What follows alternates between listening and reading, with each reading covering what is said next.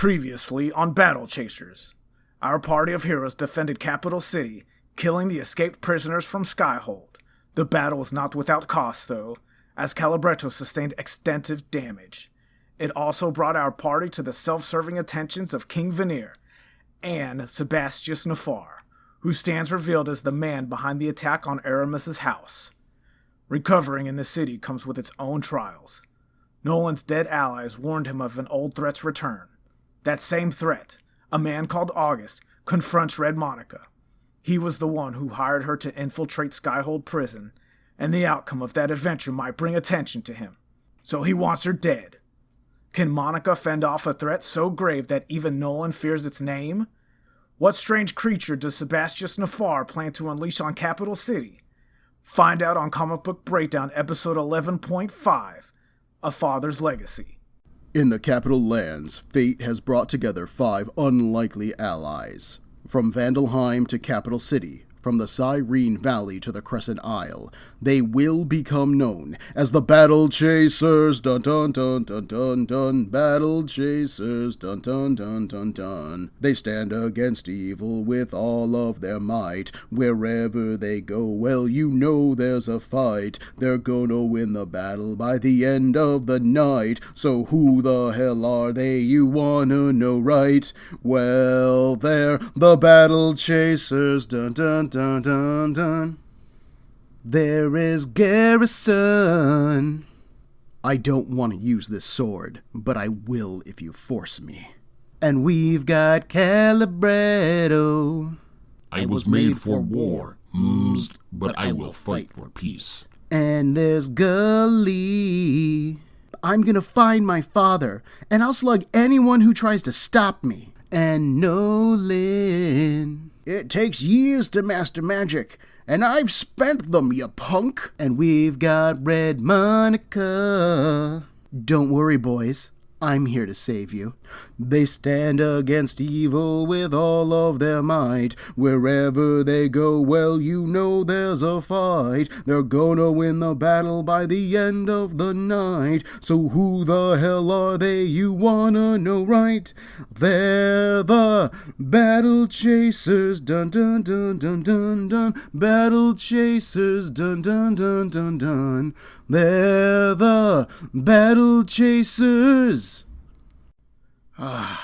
We have finally reached the first issue of Battle Chasers that I ever bought.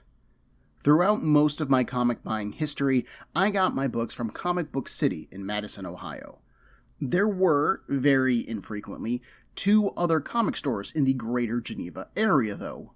One was in a shopping plaza that also housed Hills, a department store that we occasionally visited, and there was one further away closer to Ashtabula. I feel terrible saying this, but I don't remember the name of either of them. Mostly because they didn't last very long. Eventually, each of them disappeared. But in the one closer to Ashtabula, which I remember being pretty small and decently well stocked with non-Marvel and non-DC stuff, I found this issue. Battle Chasers, issue 7. I am amazed that I found this particular book at all. The cover has this weird black inky mess on it. Shapes and faces emerge from it. Some of them are monstrous, others are human, some are angry, some are sad. It is super creepy looking, and clutched in the mouth of the center face is one of Aramus's gauntlets. The red jewel glows a bright yellow, seeming to shoot actual light from the otherwise dark and menacing image. There is none of the cast striking an eye-catching pose. There's no Red Monika thrusting her chest out. Hell, you can barely make out the battle portion of the Battle Chasers logo. There isn't really a lot here that should draw my eye to it. But that light coming from the jewel somehow drew me in like a moth to a flame, examining that cover, and then I discovered Joe Mad's name on it. I remember asking if they had any more issues, and they did not. It had been so long since an issue actually came out that they had all sold. Plus, the shopkeep wasn't even sure if there was going to be another issue, they had been so late. Unsure if I'd ever come back to the shop, I bought the issue, and finally got to read Battle Chasers. even if I did have no clue what was going on. The shopkeep was right to be concerned about Battle Chaser's future. Issue 6 came out in August of 1999, while Issue 7 came out in January of 2001. 16 months between issues. This schedule was starting to get stupid, if it wasn't already stupid before, and I can only imagine how difficult that this release schedule made things for a comic book store owner. How many copies should you order? When are they going to come in? If the book gets delayed for 16 months, do your orders remain? Do they cancel it? I don't know. Thankfully, Sharif and Mad knew how long it had been, so the inside cover of issue 7 is actually a page-long recap of the story so far, told as if Gully was writing a diary entry. There are even crayon-like doodles around the edges of the page, so this is a clever, cute, and in-character way of catching the audience up. Perfect! For a 16-year-old Ben with no access to back issues. The actual story starts somewhere on Gaia. We're in a beautiful valley, where narration paints us a picture of lush vegetation, bright flowers, and endless fields for grazing. A large mammal, it vaguely looks like a rhino crossed with a water buffalo, eats calmly within its herd. No man has ever set foot here before. If they had, they might perhaps have called it paradise. But even paradise houses a serpent. A massive snake shoots out of the tree line, grabbing one of the beasts in its enormous maw. It leaves behind nothing but bones and blood. Men do not come here because they've heard stories about the monsters that inhabit these lands. Unnatural abominations, things that escape nature's controlling hand. A tar-like black substance oozes over the bones, assimilating them into its broken, bent frame. The creature's body is ever-shifting, growing in size and strength as it moves along, adding more corpses to its form. It approaches a gigantic cave, in which sleeps the serpent, content after its meal. Dozens, hundreds of bones litter the creature's den, all of which makes the inky thing stronger. The serpent barely has time to sense its approach, to open its eyes and hiss, before the creature, the borrower, cuts off its head. Then it adds the serpent's frame to its own. In Capital City, Sebastius Nefar watches the scene play out in a glowing blue orb held in the hand of the small figure. He is quite pleased. With this, the gloves will surely be torn from her little hands, and at long last he will have victory over Aramus, his eternal enemy. Wow, that is a dramatic AF opening. I mean, I like it, even now.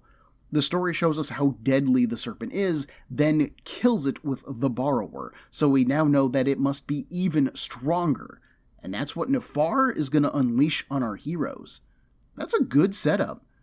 Nefar's dialogue is pretty classic villain there at the beginning, but hey, his last name is Nefar, so I think classic villain probably runs in his bloodline. In Vaneer's palace, inside of Capital City, Gully runs through the halls. She still wears her father's gauntlets, although she would give them up in a heartbeat if it meant having her father back. She leaps over some guards, one of them commenting that he feels safer with her around. Aww. With Calibretto under repairs, Gully is headed to Nolan's room, but she finds it empty. Nolan's pretty talkative, so she finds his absence strange. Desperate for some kind of company, she then goes to Garrison's room, but hesitates. She still isn't comfortable with Garrison yet. Something about him makes her uneasy. Plus, she can't really knock on his door for fear of smashing it in with her strength. So instead, she opens the door and calls for him. The room is dark, and what little we can see is a mess. Garrison's sword, the sword, lies on the floor. After a look around the room, Gully reaches down to pick it up. From the shadows, Garrison finally speaks. It's a whisper at first. Don't. And then he leans forward. Sweat runs down his panicked face. Don't touch it.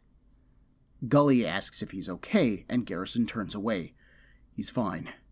Well, if he's fine, then why won't he let Gully look at him? She moves closer, and Garrison suddenly spasms.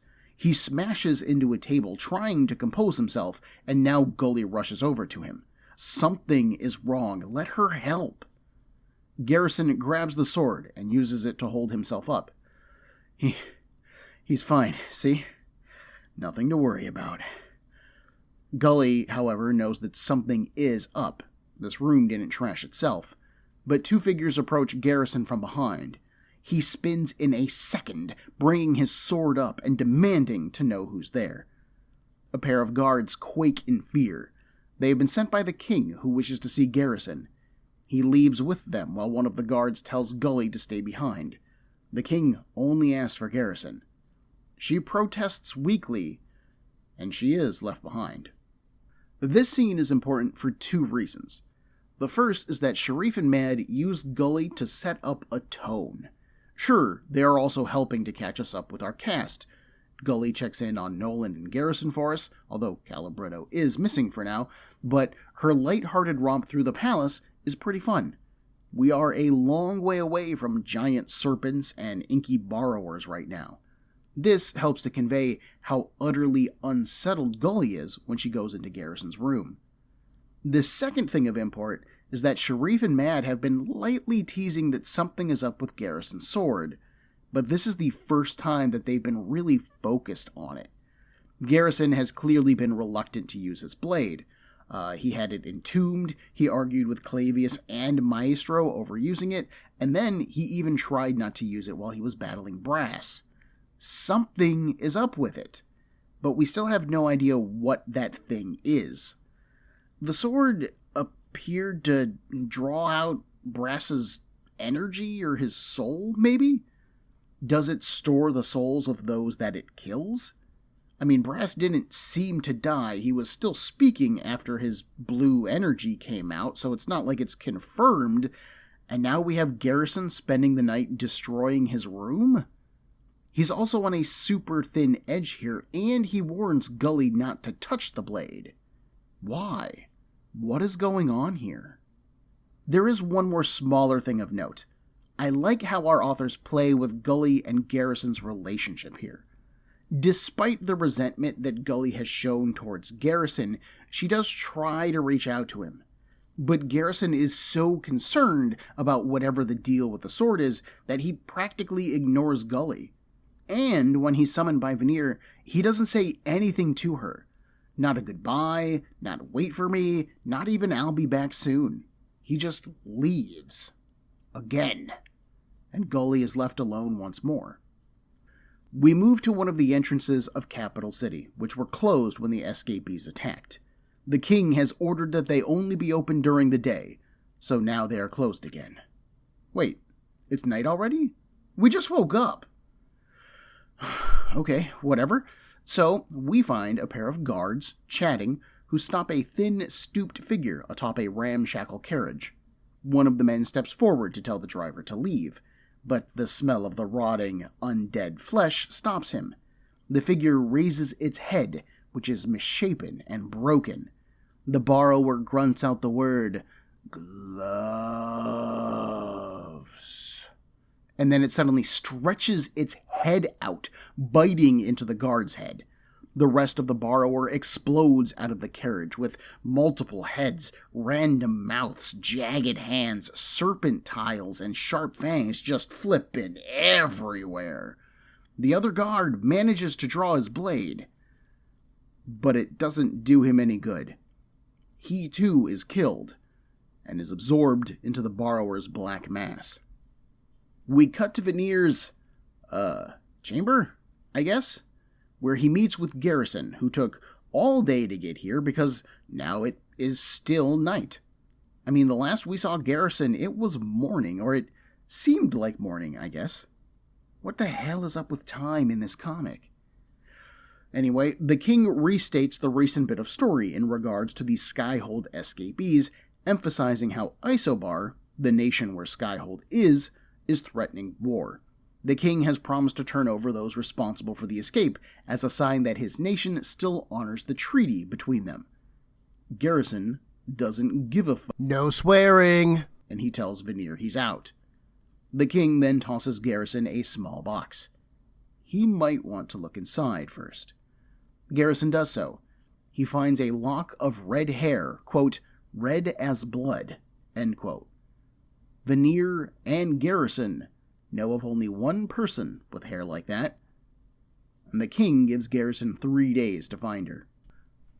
And still, Garrison is unwilling to hunt down Red Monika. Vaneer thought that Garrison might say no, so he's ordered Maestro to prepare a team of his best men to hunt the culprit down.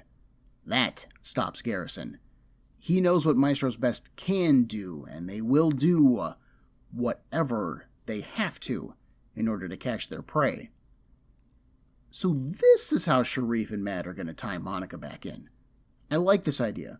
I think that it's clever, and it's pretty efficient. On the one hand, this scene is so tense, and I'm not really sure why. Vaneer looks like a cat who ate the canary for the entire scene, and his dialogue seems to hint at threats unspoken. He's relishing having power over Garrison here, and Garrison is clearly not enjoying that. Yes, he did obey the king's summons and came to Capital City's aid, but he isn't a weapon to be used, or a soldier, or a martial paladin anymore. Matters of state aren't his concern. But a war with Isobar over such a, stupid thing would surely lead to people dying. Garrison came out of retirement to save lives, and doing this task would not only save lives, but potentially save Monika as well. However, Garrison is clearly not much of a long-term thinker. But there's more to this. He told Nolan in issue 4 that he and Vaneer aren't on speaking terms. Why, though? Why does Garrison dislike Vaneer? What did he do? There is a distance that Garrison is keeping here, and I want to know why. Also, this scene is gorgeous. Liquid colors this scene with deep purples, tinting most of it. Mad varies his camera shots and angles, and he does some excellent acting with Vaneer and Garrison's faces. Good stuff. This is just real good stuff. Elsewhere, in the palace smithy, Gully is using her gauntleted strength to move parts for Calibretto's restoration. The Twiddlekin, who act as architects and engineers for the king, are less than thrilled for the help. They convince Gully to set her load down, and she turns to Calibretto. The golem is framed on one side of its body as the Twiddlekin work on repairing its left arm. It uses its right arm to reach down, and Gully climbs on board. Calibretto can see the sadness behind her eyes. Gully admits that she has questions about the gloves. Her father never spoke about them at all. Where did they come from? Why didn't he tell her about them? She likes having them. They make her feel safe, as if Aramus himself was watching over her. She looks at the golem. Is that possible? Calibretto confesses that it doesn't know. Magic is inexplicable, but it is powerful. Instead, it tells Gully that feelings are important. If Gully feels this way about the gloves, then hold on to those feelings. They are what make her special. Gully smiles again and hugs Calibretto's neck brace. This feeling, she says, is called love.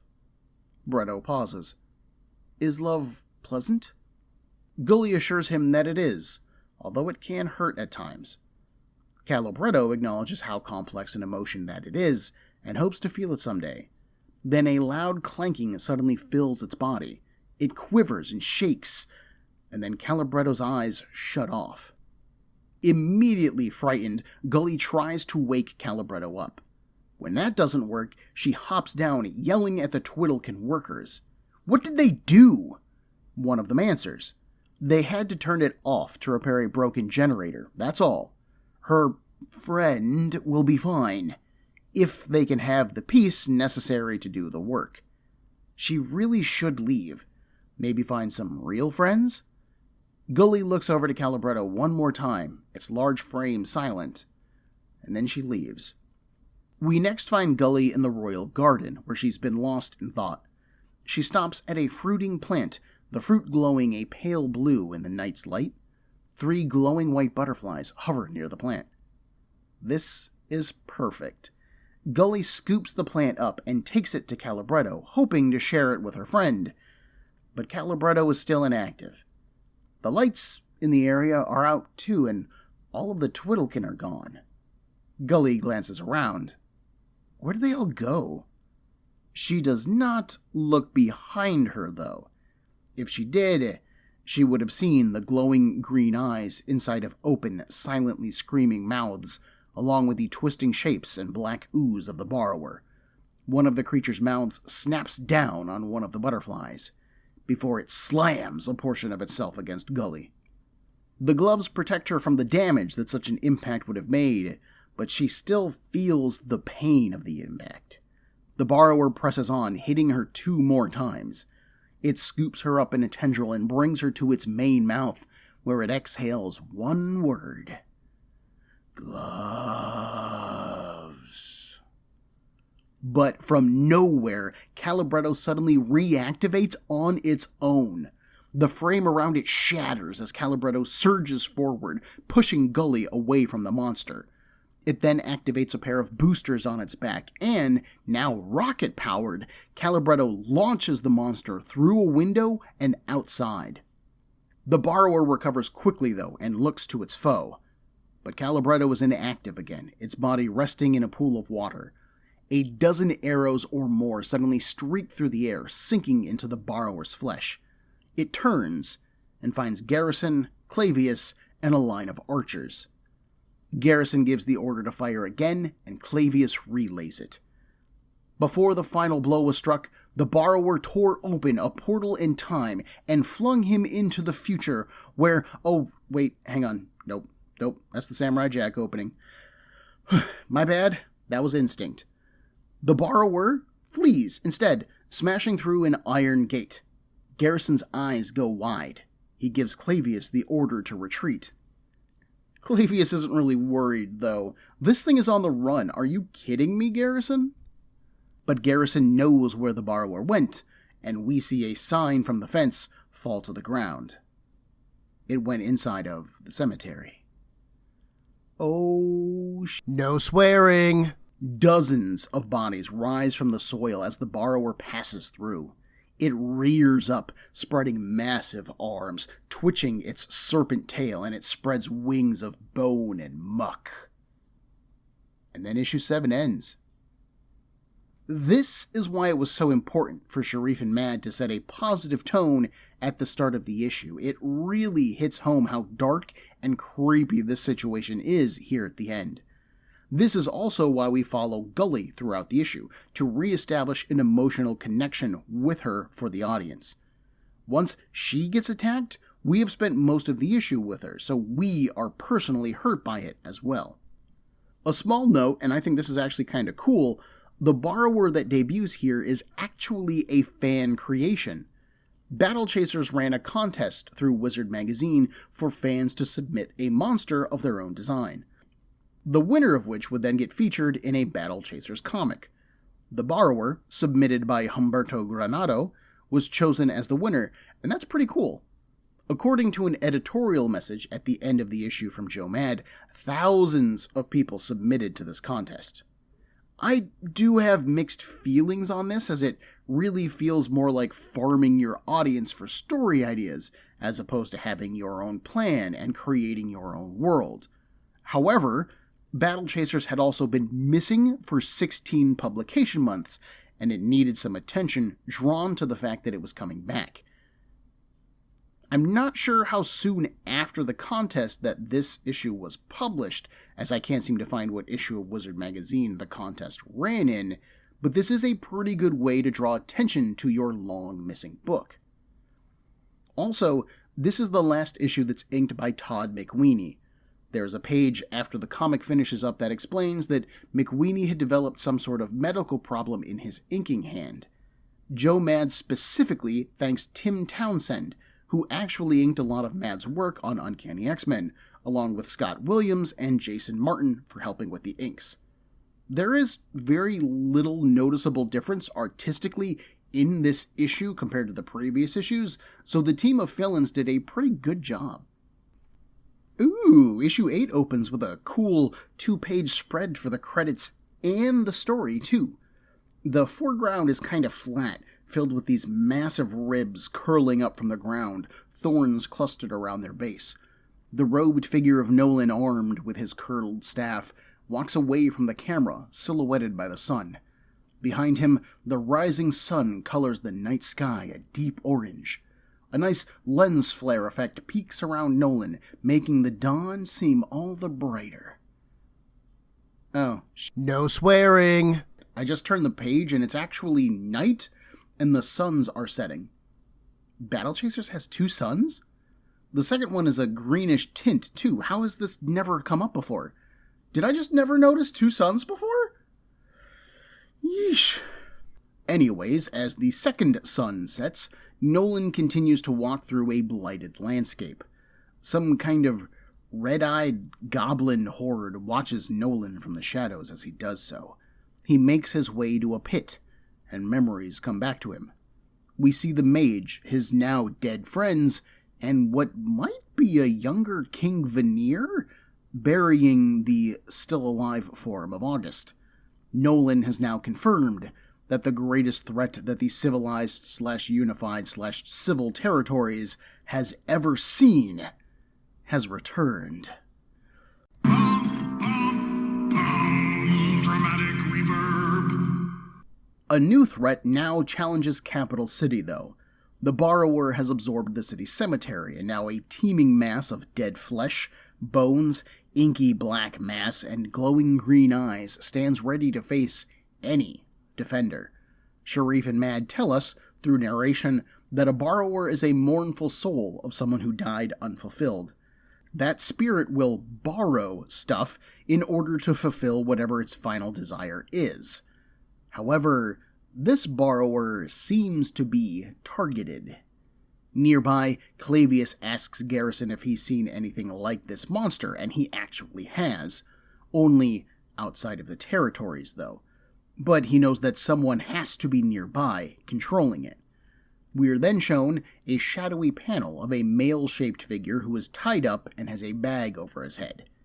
If Sharif and Mad are teasing that this figure is the one controlling the Borrower, then I really am not impressed. Garrison then tells Clavius to have his men stand down. Their arrows are ineffective. They'll just be sending these men to their deaths if they actually try to fight the Borrower. Let Vaneer send in the martial paladins. Clavius brushes this advice aside, though. Nah, bro, let's try some swords. Swords are totally more cool than arrows. Everyone knows that. This kind of blows Garrison's mind. He's like, WTF, man? And Clavius replies that Garrison isn't in charge of him. He isn't part of the military command. He's just a civilian. This doesn't quite match up with Garrison giving orders at the end of the last issue, but okay, sure. The men follow Clavius' command, and they do charge in, and they just get totally killed. Like, super killed. Garrison glares at Clavius, swears, and then he charges up the Borrower's frame and draws his blade. Then he cuts off the snake-headed portion with one swing, and that's pretty dang cool. Vaneer thinks so as well, as he and Maestro watch from... Where are they watching from? They're clearly shown to be somewhere above the battle. They are looking down at it, and it feels like it might be Vaneer's war room, or maybe the balcony where Cranius met with and threatened Vaneer, but I mean, that's in the palace. We were in the royal gardens with Gully, and then we went to the royal smithy, and then the Borrower was driven away from the smithy by Calibretto into the cemetery in town. We're shown buildings in town. Is the cemetery really, like, right next to the palace? I mean, it could be. I won't say that can't happen, but that just seems like a weird thing to keep near the royal presence, right? What king wants to have a cemetery sitting right next to his pool? Whatever, the pair of dudes watch the battle and they discuss it. Vaneer is impressed by Garrison's ability, but he is confused as to his motives. Garrison isn't one of the king's forces anymore. It is neither his job nor his responsibility to protect Capital City. Maestro suggests that it's a fear of failure, of regret, of dying in bed as an old man. Maestro, however, fights out of a sense of duty. Vaneer is glad to hear it. A soldier fights for their king, and he understands that. But a hero fights not for kings or commandments. Maestro then utterly kills this conversation, stating that the fight has gone on long enough. He is sending his men in. But Vaneer tells him not to. He wants to see how this is going to play out. Garrison pulls out a small cluster of mini grenades from the pouches on his belt, and he chucks them down the snake's gaping throat. He jumps away and lands as the grenades detonate, engulfing the borrower in flames. Clavius and Vaneer are both impressed. Clavius approaches Garrison, congratulating him on a job well done. He tells Garrison to report back to the castle, like a civilian would do. He will check on Gully. But Garrison doesn't move. He scans the battlefield, and this puzzles Clavius. Is he looking for something? Did you lose something, bro? That's when Garrison spots the borrower's core, a glowing blue sphere. He slashes at it, but the orb dodges and sails away, borrowing more material, putting its body back together. Garrison shouts for Clavius to destroy the bodies that had fallen, and now he takes Garrison's orders. The remaining men throw the bodies into the fires that rage, denying the spirit some material, but the borrower finds enough that it continues to grow. Clavius says that there has to be another way to stop this thing.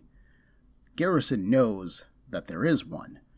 They'll have to kill whoever is controlling it. His sword's hilt and the circle in the middle snap into place. He can tell that they're close. Clavius finally spots Gully, who was knocked out last issue. She's standing up, but she looks kinda shaky. Garrison shouts for her as the massive borrower spots her, and she walks towards the monster. Gully tells Garrison not to worry. She knows what she has to do. The borrower snatches her up, and Garrison screams. Behind him, Clavius smiles and holds a knife behind his back. "How foolhardy," he says, just like her father. Remember that shadowed panel from earlier in the issue? Well, about every 2 pages there has been another single panel featuring our mystery figure. They manage to slam into a wall, shaking some debris loose, and he then uses some of that debris to cut at his bonds. Once he's freed, he escapes the place where he's being held and rushes into the scene. And it's Clavius. He shouts at Garrison, trying to warn him, but an archer shoots Clavius instead. This series of events is enough to distract Garrison, which allows fake Clavius to stab him in the back. Our paladin falls to his knees. Fake Clavius then reveals himself to be Sebastius Nefar, and the remaining soldiers with him are Lycelots. He begins to monologue, but as he does so, we see Gully crawling through the borrower, searching for its core. Anyways, Nefar talks to Garrison, bent, like the borrower, on his one goal. Any man can be redeemed, no matter his sins. His father taught him that. Garrison grunts. Sounds like a real great guy. Nefar pats the paladin's face. Someday, everyone will serve him. Love him, even. Garrison, who can see behind Nefar, smiles. Oh, will you? Inside of the borrower, Gully crushes its core in her hands. The monster suddenly collapses, and Gully drops to the ground, unconscious once more. Nefar smiles. On the next page, we see Gully bouncing over the ground as he throws her aside, and her father's gauntlets are gone. That is because they are on Nefar's hands. His feral grin of triumph reminds me of the Lycelots. Everyone will serve him. Wounded Clavius takes Nefar's moment of distraction and uses it well. He tosses Garrison his sword, and the paladin kills the Lycelots in one spin. But Nefar wasn't standing around waiting either. He has lifted Gully up by the neck, watching Garrison finish his attack. Then he approaches the fallen Clavius and plants a boot on his head. "Tell me, Garrison," he asks, "could you choose between two innocent people, both brave and self-sacrificing?" Garrison has killed before for many different reasons, yes. He should be able to make this kind of decision. Who lives? Who gets to die? But Garrison can't decide. Who could? How could anyone make such a terrible decision? Garrison glares at Nefar. He can only think of one man who can make such a decision right now. He isn't wrong. Nefar admits to killing innocents both before and having a willingness to do so now. As with Garrison, though, he has always killed with a purpose. "Okay, that's fine," Garrison responds. "Whatever that purpose is, it cannot include killing a little girl. Let Gully go, at least." Nefar eyes him. "Is that what Aramus would do?" Garrison answers quickly, "Yes, absolutely." Nefar continues, "Would Aramus ever hurt an innocent child, much less one that is his own flesh and blood?" "Aramus would never do such a thing," Garrison responds. Now Nefar turns, his expression one of rage. That version of Aramus never existed. That version was a dream. The real Aramus had many lives, he had many lovers, and he had many children. He stood by and watched as dozens of innocents were slaughtered. He abandoned his son and left him to die. Revealing Sebastius Nefar to be the firstborn son of the legendary hero Aramus. Dramatic reverb. Despite being left to die, Nefar did not. His hatred for Aramus, for Gully, kept him alive and kept him motivated. Gully wakes up here, horrified and shocked. Garrison tells her not to listen to this, that Nefar is lying. But Nefar replies that it's no lie. She can feel it. Search your feelings. You know it to be true. Tears run down her face as Nefar continues to rant.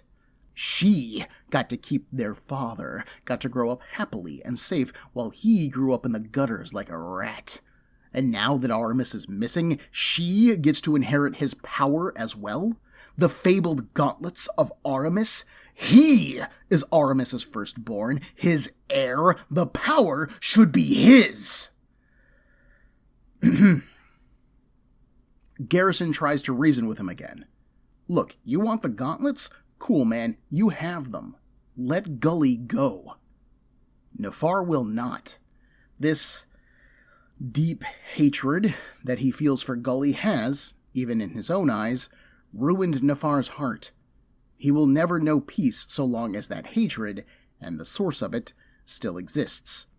Killing Gully is the only way that he will ever be free. The young girl croaks in his grasp. He turns to her, and Gully weakly says that she doesn't hate him. Gully's words almost touch Nefar, but he's so lost in his own anger that it's the only way that he knows how to respond. He pulls back a fist, preparing to punch Gully with super strength, when something happens. Nefar can feel a change in the gloves. He drops Gully, and suddenly the gloves chop off Nefar's hands. I don't know if they, ate his hands, or if they just cut them off, but there is blood, everywhere, and those No swearing. gone. Reeling in pain, Nefar states that their father chose Gully. Crying in emotional and physical pain, Nefar collapses to the ground. Gully tries to rush to his side, but Garrison holds her back. And issue 8 ends. Man, that issue moved fast. I didn't want to interrupt its flow much because I really like how smoothly this issue moves around. We have the slow open with Nolan, and it does a great job setting up a somber mood. This issue features a lot more spot blacks and heavier inking than previous issues, adding a sense of weight to the story. This echoes our visual themes of falling darkness, inky monsters, and the black heart of people like Sebastius Nefar, as well as our overall story themes. Nolan and his old allies are being punished for the believed sin of burying August alive, while Garrison and Gully pay for Aramus's sins. The fact that Vaneer may have been involved with August's situation is new, though. He and Nolan haven't really hinted at any kind of history, although we really haven't gotten a scene with the pair of characters together at all. Nolan did refer to Vaneer without his title in issue 3 or 4, so maybe he is more comfortable with the king than I thought he was. The beginning of the scene with Garrison and Clavius annoys me, as I kind of vaguely pointed out. Garrison felt very much in charge at the end of issue 7, so having Clavius, who has been shown to be a friend and supporter, not take his advice just feels wrong. This does play into the fact that Clavius is really Nefar, though. He sent those soldiers in order to weed them out, giving Nefar a better chance to steal the gloves and kill Gully. And that's fine, but it still creates a story dissonance. Why would Clavifar listen to Garrison last issue but then not here? Why not just have the soldiers rush into battle at the end of issue 7 when you could pretend that you didn't know what you were encountering instead of firing arrows at it? Sharif and Mad may have done this intentionally, wanting us to question Clavifar's behavior, but it still just feels off to me. We also see him question Garrison as to, do you know what this is? What could we do against it? How do you know how to stop it? Which aren't questions that Nefar would want to ask, but are questions that Clavius would ask. And Nefar is clearly not going out of his way to act like Clavius if he's then sending in soldiers to die against his respected leader's orders. I do like the panels that are dedicated to the real Clavius freeing himself. Joe Mad's artwork is typically very based on light, meaning that he uses very little shadows to shape his figures or scenes. But here, he mostly uses shadows, using those shadows to define the light that is hitting them. We can only make out the broadest of details, hiding the prisoner's identity and location. These panels are almost always at the bottom of the page, and most of the gutters in this issue are colored black. This makes the panels feel kind of like smoke in the darkness. They're kind of ephemeral, and they're really easy to gloss over. This is a great use of darkness and blacks that you don't really see very often from Joe Mad, so it makes it that little bit more special to me. I am a little puzzled by the moment between Vaneer and Maestro. The main point here is their discussion of motive, foreshadowing how important motive is during Nefar's talk with Garrison. Maestro killed because his king orders it, Garrison kills in order to save lives, and Nefar kills in order to satisfy his grudge. What then motivates Vaneer to hold the martial paladins in reserve? If they're as skilled as Garrison, wouldn't more of them in the field be useful? What does holding them in reserve do, other than make Vaneer seem like a jerk? I will freely admit to not liking Gully's sacrificial being eaten move. There is no reason that she should have this plan. Until we see her stand up, as far as we know, Gully was unconscious. Now, she may have woken up at the explosion, saw Garrison attack the borrower's orb, and then witnessed it gathering up new parts. In theory, Gully could have deduced how to kill the borrower, and I'll buy that. But Sharif and Mad play the being eaten moment as a moment of horrible loss, as if Gully has just been killed. We, as an audience, are meant to think that she's being eaten, but having her tell Garrison not to worry implies that she has a plan, and then we see her crawling around inside it like it's no big deal. Sharif and Mad are trying to play this both as a terrible loss and as a clever plan, and I don't like that. Those two things do not match up here. This brings us to Nefar's scene at the end of the issue. Overall, I like this one. Nefar is a villain who is just built to rant, and it is fun to read. That's pretty rare in modern comics, where villains are made to be much more human and much more well-rounded as characters. If I have a problem with this scene at all, it's just how crowded it is. The majority of this conversation between Nefar and Garrison plays out in only 2 pages. There are 46 word balloons over those 2 pages, there are 137 word balloons in the entire comic, so 91 other word balloons otherwise. Almost literally half of the word balloons in the entire comic are in these 2 pages. They are so crowded. They still work. The pages flow and they are legible. Joe Mad does a good job managing it. It just feels like there's so much happening right here at the very end. Plus, we get the reveal that Nefar is, or might be, I guess it hasn't been confirmed that he's actually the son of Aramus, but we get the reveal that Nefar is the son of Aramus, and that's kind of underwhelming. Much like the reveal of Nefar as the villain behind the Lysolot attack in the Prelude, this is just treated so casually. The narrative doesn't build to this, it doesn't treat it like a thing, it's just something that happens. Kind of like Nefar's hands getting removed. What the No swearing. What's up with that? Next issue, our final issue, we aren't done with Sebastius Nefar yet. We need to get Nolan back into our narrative, we gotta check in on Calibretto. Oh, and we still don't know if Red Monika survived her encounter with the dreaded power of August. Find out in the next episode of Comic Book Breakdown, episode 11.6, Battle's End.